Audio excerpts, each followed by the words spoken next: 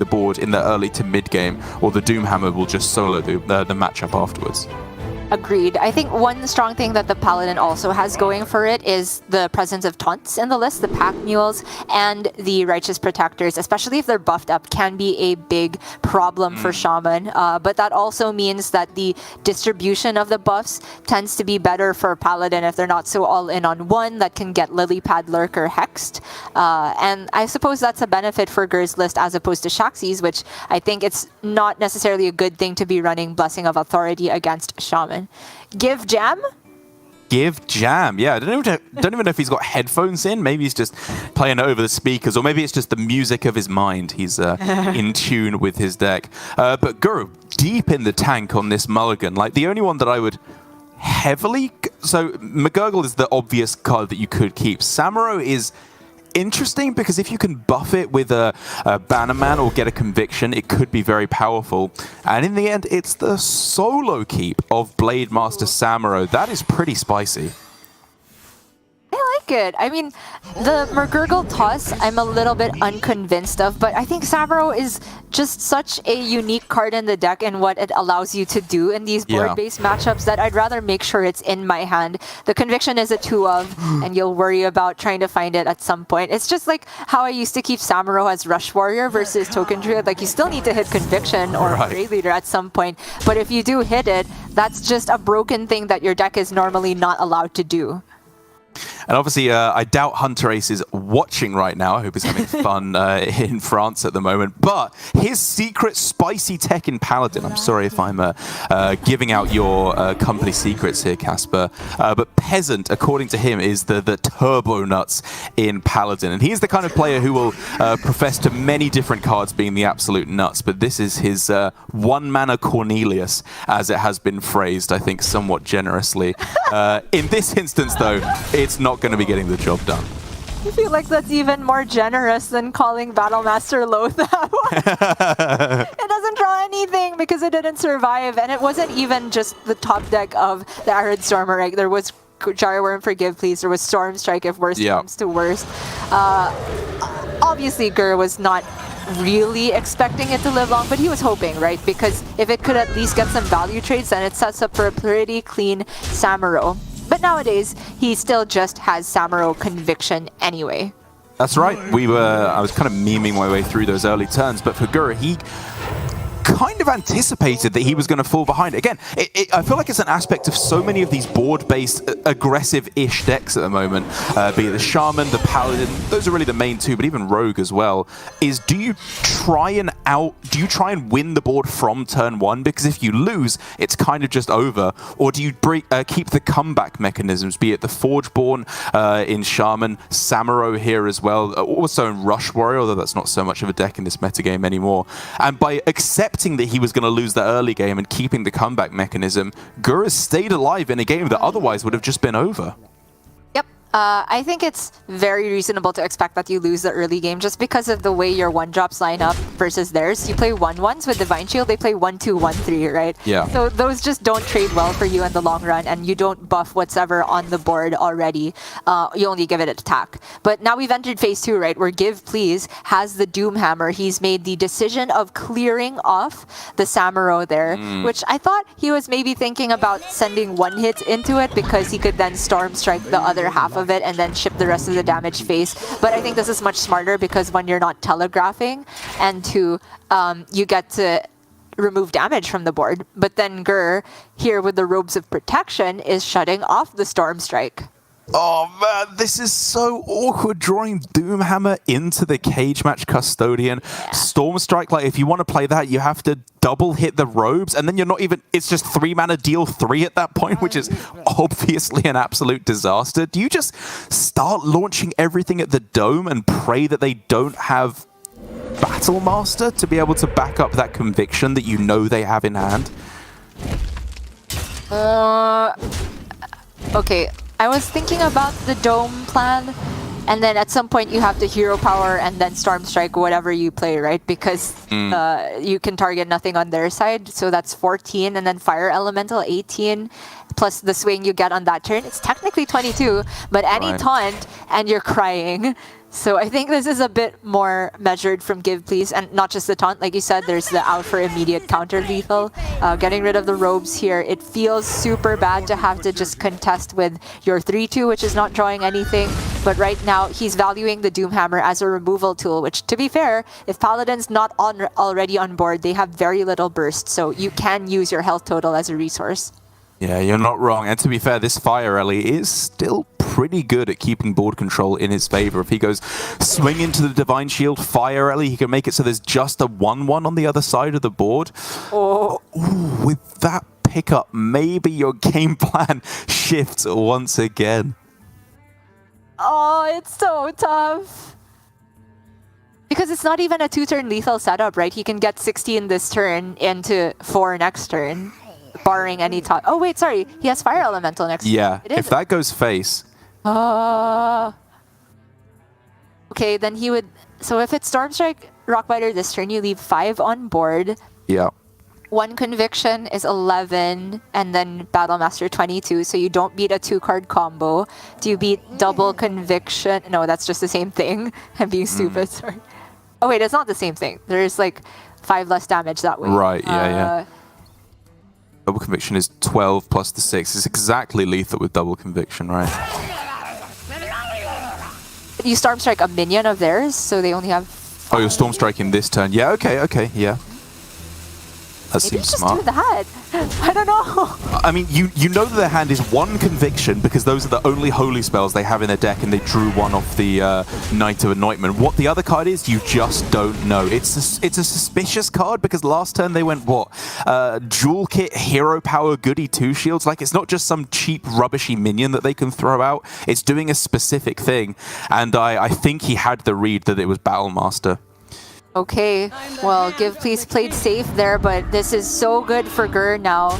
He picks up the Catacomb Guard as well, which is not a card that everybody is running in their Paladins, but Gur is all in on the hand buff here. He's not running the secret package, so the Catacomb Guard with the buff from the first blade plus Prismatic is very good here. Just allows him to get rid of the Fire Ellie like that. It's insane. Not only is it lifesteal on the Battlecry, it also has lifesteal in the follow-up, like the Bloodshard Bristleback effect, which means that Conviction, if that were to come down on it next turn, even if that isn't providing lethal, it's going to heal up for 5, which I think is just too quick for GivePLZ to race, unless he gets Storm Strike off the top. This is now 22 damage? Oh, no way! However, this 22 can kill the lifesteal minion or the 4/6. No matter, I mean, depending on which one GivePLZ values more. It's got to be the lifesteal, right? Has so to that be. you still have the lethal the next turn. Yeah, because you know that there's Conviction in hand again, so even if they don't get lethal, they would heal out of range on the following turn. GivePLZ now has one game plan only. If Gur gets another Conviction, it's lethal. Battlemaster lethal. He needs the tiniest amount of damage. Pack Mule pretty much lethal because it blocks the Doomhammer, but that's not it. Gur just hoping that GivePLZ has nothing left, but he knows this last card is Doomhammer because there was a cage match Custodian played with nothing drawn. Yep. That's just game. He can try and kid himself, maybe run through. Is there anything I missed? Obviously, you probably don't concede. Maybe you're just being stupid and misremembering, but deep down, Gur knows it's over. That Storm Strike top deck. I thought Gur had that with a Catacomb Guard. It was so perfect. The lethal setup, the lifesteal on board, but the Storm Strikes from GivePLZ. Oh my goodness. What a way to start off our grand final. Yeah, and I'm still just running through. Was that even the best line from GivePLZ? Because every play he made had a point. He wasn't just throwing out cards randomly. He was being very cautious in that in those last couple turns by not just pointing Fire Elemental face, not just going Doomhammer all face, because he knew if it was Battlemaster in hand, it was just over. And as I said, the card that was left in hand, I think you would start to think it smells like a Battlemaster. You definitely don't have a hard read at all, but by being cautious, it did buy him a couple of extra turns. It was, in the end, though, only the Stormstrike top deck that kept him in that game, so he did have to get a little bit fortunate to close that one out. Yes, indeed. Man, was that a close one. I think we could still argue back and forth about where the Fire Elemental was supposed to go, when it was supposed to go, how early the Doomhammer, Stormstrikes, and Rockbiters were supposed to be used. I think GivePLZ did a very good job of navigating overall, right? Because by clearing that minion and playing the Fire Elemental, he gave himself better outs against Taunt. If that were ever in the hand, and also the immediate Battlemaster lethal. He had to get fortunate around the Catacomb Guard, but maybe he had already decided if there was no lifesteal, I get there with second Doomhammer, even without second Stormstrike. Such close margins, but it does mean that ultimately GivePLZ is up 1-0 and moving on to his Quest Mage now, which I think is in a decent spot if Gur decided on the Paladin once again. Which he did, queuing up twice in a row. For Gur's deck, he's got that kind of weird middle-of-the-road approach, right? Where Shaxi, I think, probably had the best chance against Mage with his Paladin because he had all the stealth, he had the secrets as well, and even the Blessing of Authority is very, very powerful. Whereas Gur has doesn't have the secrets, doesn't have so much of the stealth, doesn't have the Blessings of Authority, but he has the other anti-spell tech. He's got the double Neophyte, double Robes of Protection, as well as just a very sturdy Divine Shield package in that early game, which makes his minions difficult to remove naturally. And then if Robes or Neophyte comes down, it could just be too much damage in those early turns for GivePLZ to deal with.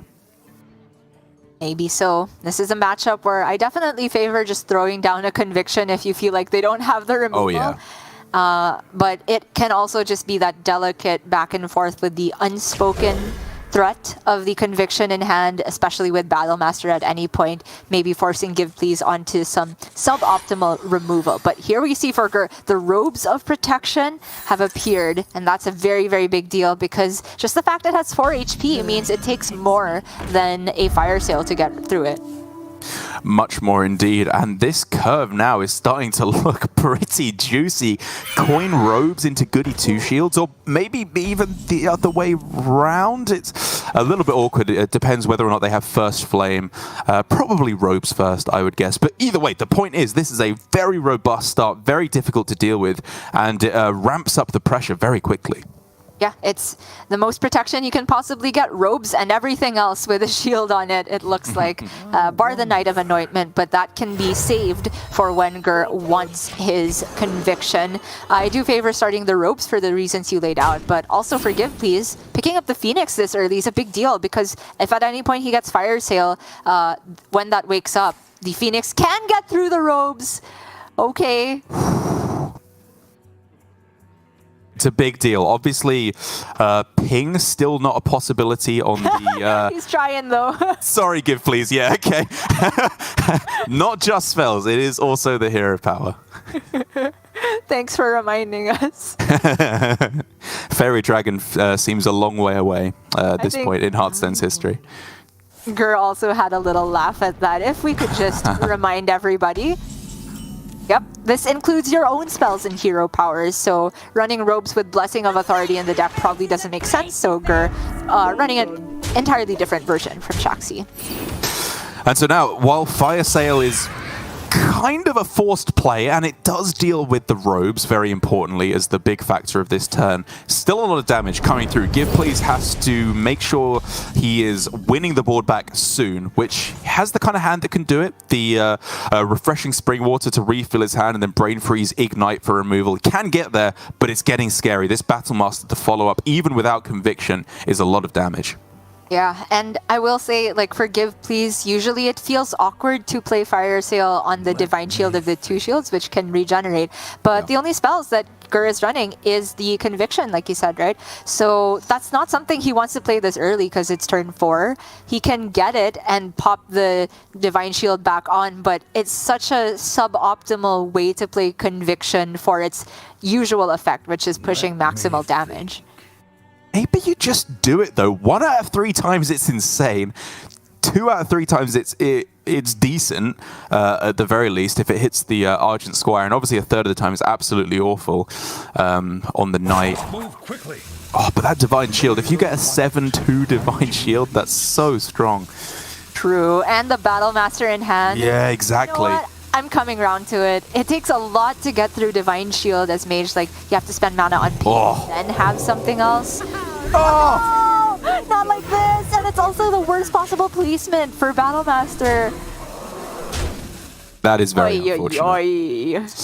Yeah, the last thing that you wanted to see. First Flame as well, just another one of these premium removal options for Give Please. He's going to start clearing up this board, turboing through his quest. Fire Sale as well. That's a clear board if you want it with Hot Streak. Yeah, I think that's so worth it.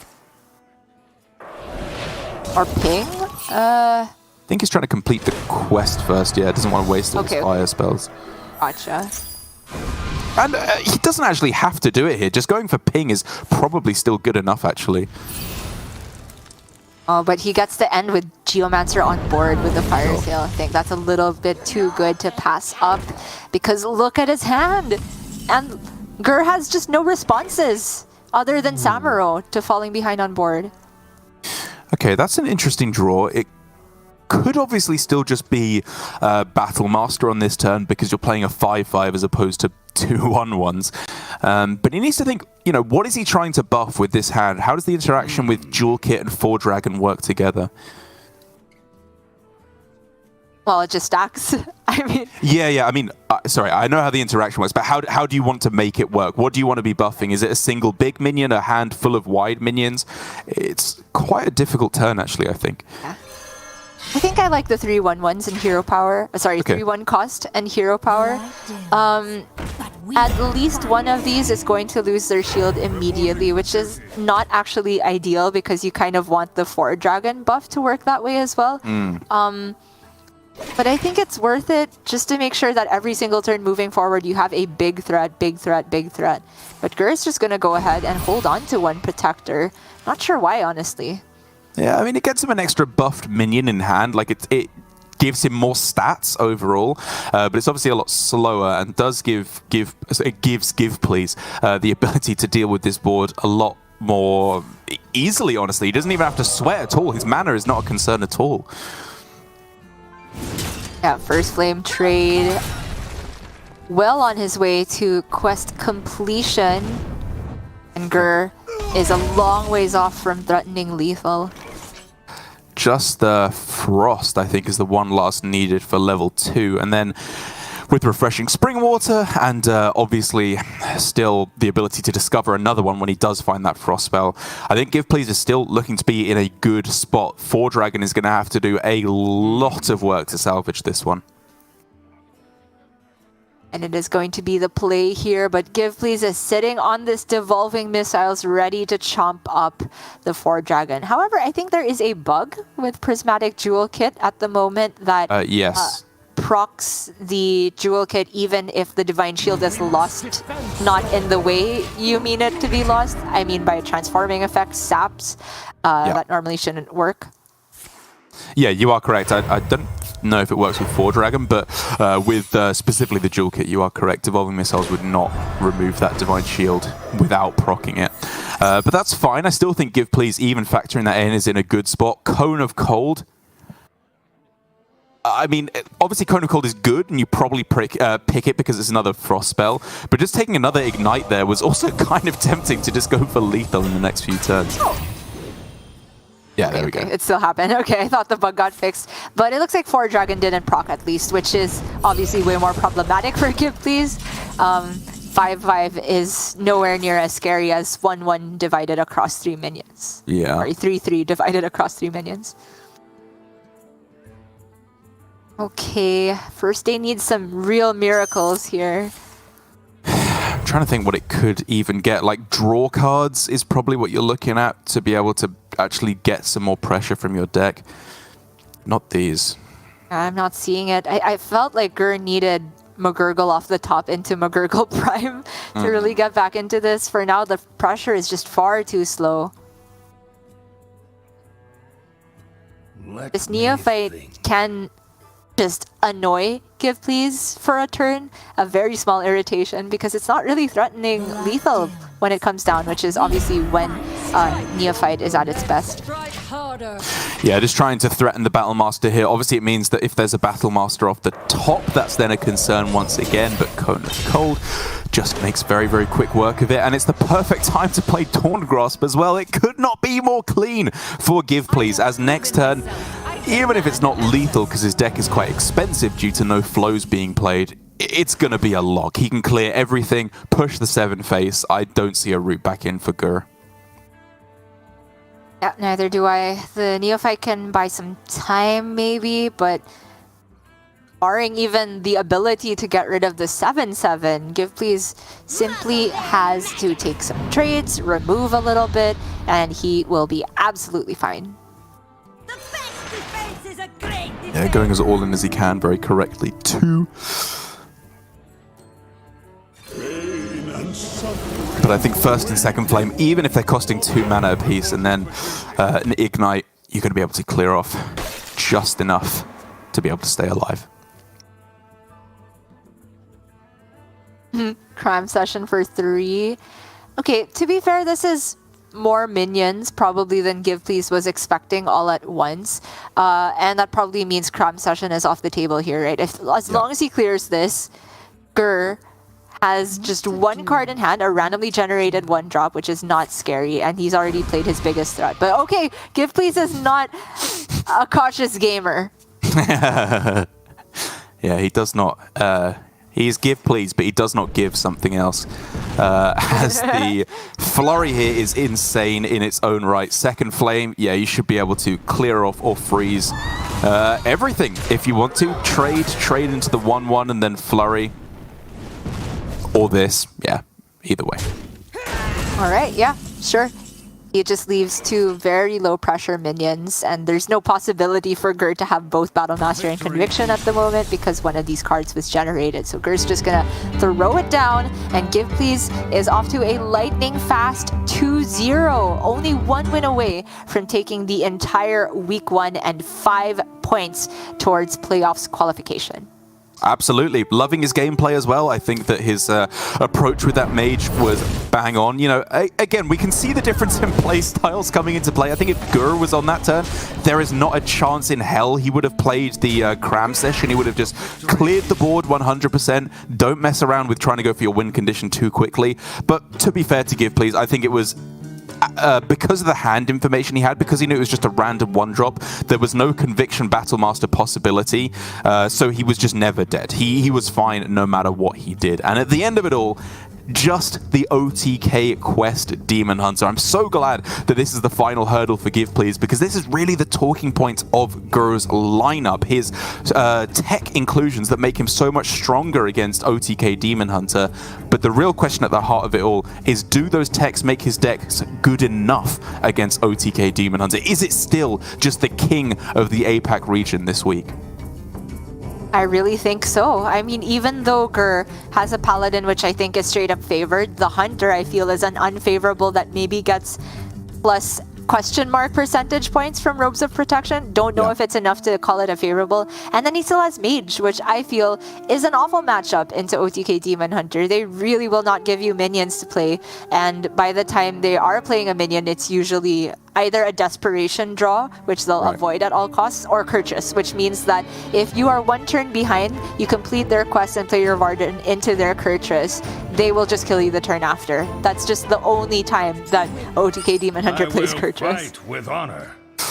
Well, here we go. For GivePLZ, he's got himself already, as he is give jamming, I think he knows, a pretty good hand. Even just the Tusk Piercer alone is very strong. And I don't know, even the Immolation Aura, like it's one of your key removal pieces. It wouldn't be absurd to hold on to that, I don't think. But Gur on his side does not have the hand you are looking for. Way too expensive. Very few options to develop at the start here. Those are okay, but it's not very sticky. Yeah, at least he got something to help him cycle, and then the mystery winner for a secret, I guess. Does that give him Paladin secrets? It does, right? Yes. Yeah, you discover a secret. And the Forbidden Mule.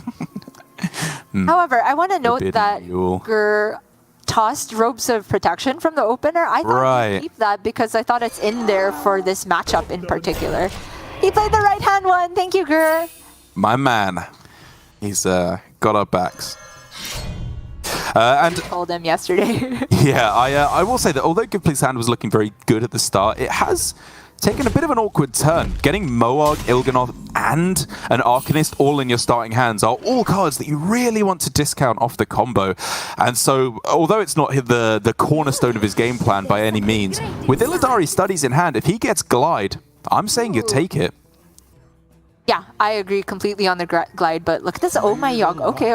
I thought he was going to take the Oh My Yogg because of potential disruption, but actually looking at it again, the Avenge is pretty good, barring Immolation Aura, and GivePLZ doesn't want to play Immo into a board like this, right? He's more than likely to swing, and that would then give Gur a lot of pressure off of the Avenge.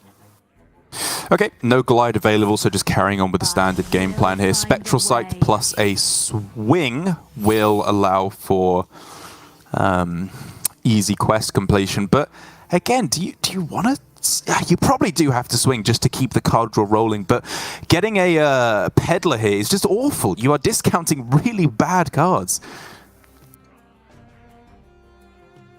But you probably just have to take it. This is one of those matchups where I feel like you can't be super greedy with your quest completion because they are just going to beat you down, and sometimes you're happy with discounting just further card draw or removal to make sure you just don't die, and then you hold out for maybe a Kurtrus-oriented discount game plan instead.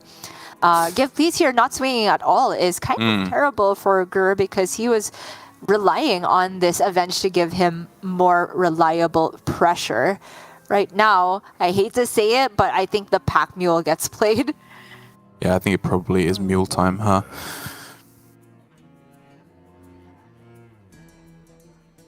The Mule Tide season. Yeah. With hero power, everything looks awful. Yeah, the Catacombs Guard, what, does that have to shoot one of your own guys as well? Which obviously doesn't proc the quest, because they can only proc on your opponent's turn, sadly. So just going with, as we were anticipating, the Mule. There is a visual bug with this Mule. Again, it does crash the Spectator, but our wonderful production, I believe, will be ready to take us to a backup observer as soon as possible.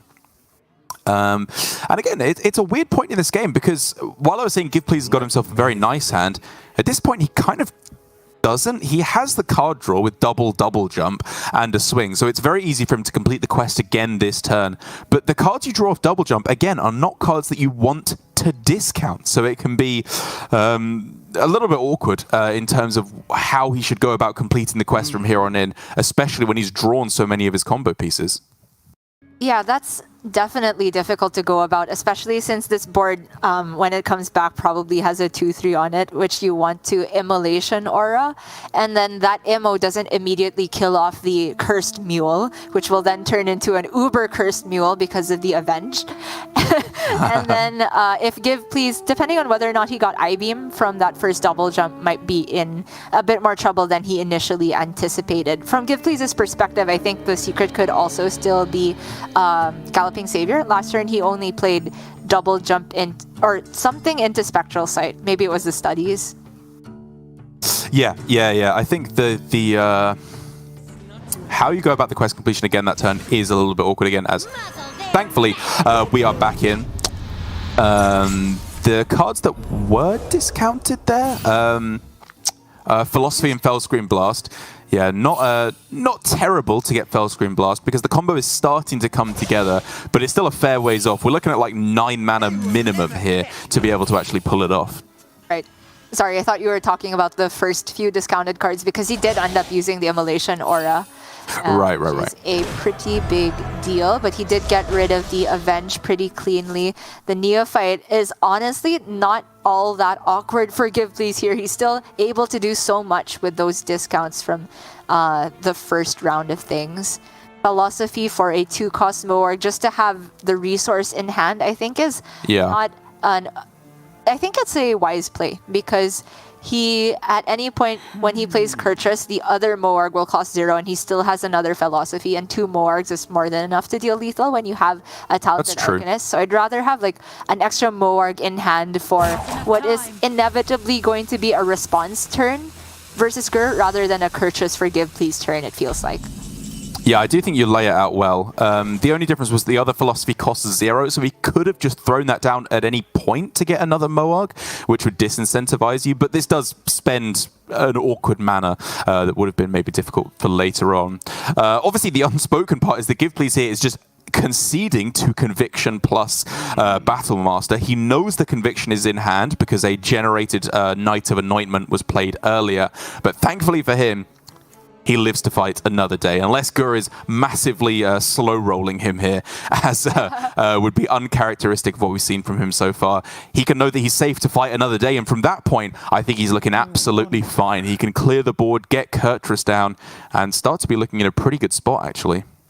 That makes things so awkward for Gur now because the second he plays another minion and GivePLZ doesn't blow up, Gur is expecting that GivePLZ blows up his own minions and heals for, what, 18 upwards. It's going to be really, really difficult to play around Fellscream Blast. And so I think that High Lord 4 Dragon is a good idea here. You can put a Divine Shield minion in the middle, which makes the Fellscream a lot more difficult to use for GivePLZ. It also holds on to the double convictions, which you absolutely don't want to cash in at the time when you give them like a good Fellscream clear on a silver platter. So now, even though GivePLZ has 100% information that Battlemaster is not in hand, he does need to be scared, because double conviction, or even single conviction now, right, is just lethal on the following turn. So just going Kurtrus on its own, and even Fellscream Blast, or whatever you want to do on the same turn, isn't really a possibility. I do think you need to look at slightly more defensive options on this turn. And he only has Fellscream to do that with, in which case you either have to proc the Divine Shield with your hero power, yuck, or see what's in the studies, which I think is the first port of call here. Looking for, I guess, an I-Beam would be decent, or further card draw also okay. Maybe proccing with the hero power isn't that bad. Like, you could play a Moarg and then clear off everything, heal up for a lot. But okay, by this line, he's able to heal for a bit, clear off enough to survive, even in double conviction, and get the Kurtrus down. It's pretty smart. I like this a lot from GivePLZ because, like you said, he had information on no Battlemaster. He's not going to play around a top deck here. Yeah. And so what he's giving himself is an out for... I don't think lethal the very next turn because Il'gynoth Moarg is super expensive. Or he has to get like insane draws off the top, acrobatics into 0-cost card draw, something like that, 0-cost Moarg, 0-cost second Fellscream. It's still going to be really difficult, especially with this Neophyte from Gur. Like Gur, the Giant Samuro is so great here. It's just never dying, and that means guaranteed conviction target. Oh, it's close though, because yes, there's the Neophyte down. The Spectral Sight still costs less than it should. It's still costing 1 mana. So GivePLZ, his mana is limited, but he can get this done. That Immolation Aura with Moarg, the talented Arcanist, is gone. It's close, but it's not quite there. When you say get this done, do you mean clear enough to survive? Yes, not get lethal, sorry. Yeah, absolutely. So we are looking at Immolation Moarg. Okay, gonna just take the 2 more draws from acrobatics, sure. I-Beam pretty likely at this point because he hasn't seen either.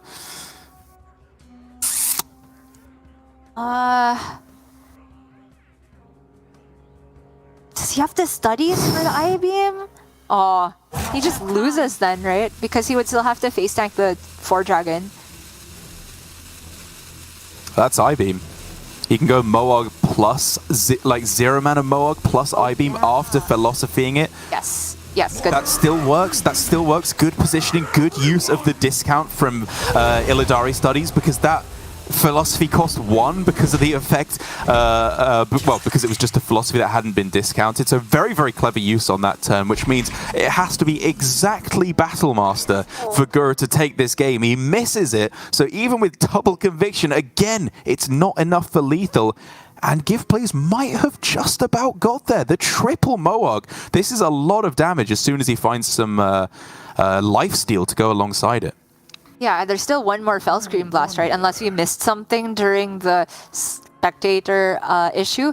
But I think GivePLZ is guaranteed to get it if there is still a Fellscream left, because you can just start Il'gynoth from the left and the Moarg, and then Crimson Sigil Runner, take that draw. That's true. Sorry, you're supposed to start with attack first to get the Peddler, and then he has like Rust Rod and the Peddler that he draws to tradable in case something disastrous goes wrong, and pretty much everything in the deck is free by this point, so I don't know. Has to be something we're missing.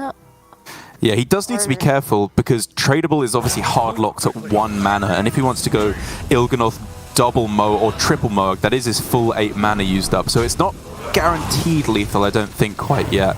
Especially as if he does find the Fellscream Blast, that's only 24 damage still. True, that's not quite it yet. Not also sure how many Arcanists are left. The tracker struggles with a lot of Demon Hunter issues. Sigil of Alacrity. Okay, I-Beam. Oh, he's just doesn't have enough mana. He's just short. Okay, so do we transition over to just kill the 3 minions, win on board? I think that's very, very reasonable. You can go Moarg, Moarg, left Moarg, outcast the Crimson. Okay, he's just gonna kill the Samuro here, it looks like, then outcast the Spectral Sight. Sure, this still works. Fellscream Blast is lethal? No, it's not. Sorry. No, it's not. Yeah, it's... But it wins him on 12. Board. I think you just do it then, though. You swing into the 2/2 and then delete the board.